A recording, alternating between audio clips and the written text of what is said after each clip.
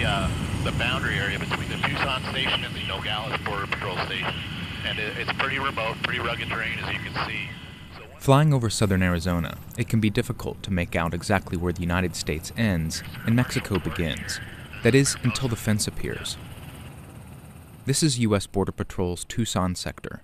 More illegal immigrants are apprehended and drugs seized along this 262-mile stretch than anywhere else along the southwest border. It's pretty much all organized smuggling at this point, and it's pretty much all controlled by the transnational criminal organizations that operate over there. You know, the cartels, the drug cartels.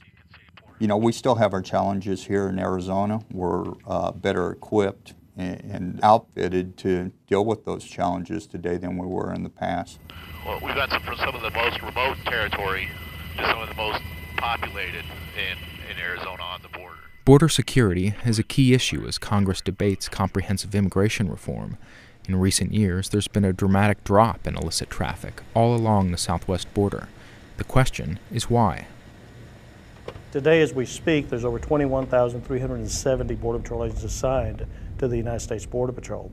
In addition to that, we have a tremendous amount of technology that didn't exist when I came into service.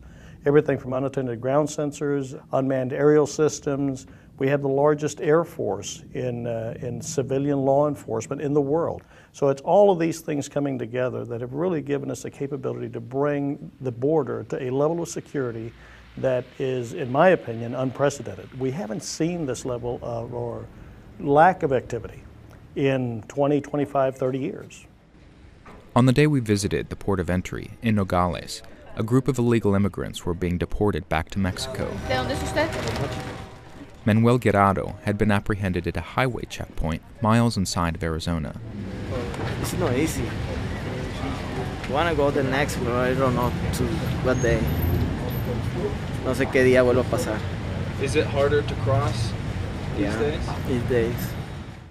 He was sent back across that day. But in many removals these days, detainees are taken across at a different location, often in another state. Each illegal crosser is entered into a database, and anyone caught entering illegally a second time could face up to 5 years in U.S. prison. Border Patrol calls this the consequence delivery system.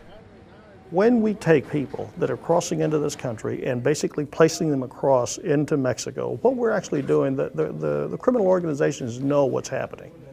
We're placing them right back into the arms of the smugglers. Well, that no longer happens because now we take them out, we break that smuggling cycle. Despite the gains, many people still feel the Border Patrol is not doing enough, and they worry that if Congress legalizes 11 million undocumented immigrants, it could spur a new wave of illegal immigration. Texas Republican John Cornyn raised concerns during a recent Senate Judiciary hearing. I do not believe that the border is secure, and I still believe we have a long way to go. And exchanges with Arizona Senator John McCain during recent town hall meetings highlight fears. You said build a dang fence. Where's the fence? In case you missed it, I showed you it's not a fence, it's a banana. We're putting up a banana with about $600 million worth of appropriations. This is an area called Smuggler's Gulch. I wouldn't have even taken you up here years ago, and you'll see Mexican officials on the south side. Station Chief Leslie Lawson remembers when the wall that separates Nogales, Arizona from Nogales, Mexico was little more than a chain-link fence. People would jump across and within seconds disappear into a car or gulch. They call this town really Los Ambos Nogales, the two Nogaleses.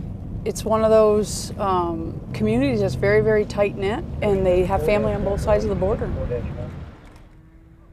Today, the wall through the city is 18 feet high and transparent, and far fewer people attempt to cross.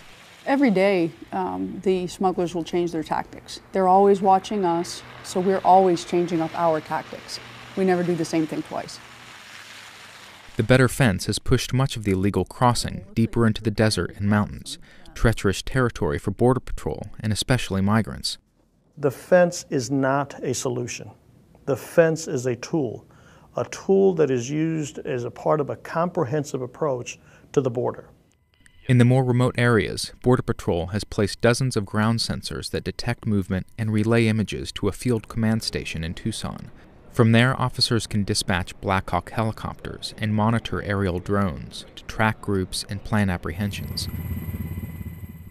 Thousands of illegal immigrants still slip through, but there's evidence that when confronted with surveillance like this on the U.S. side, an increasing number give up and turn back.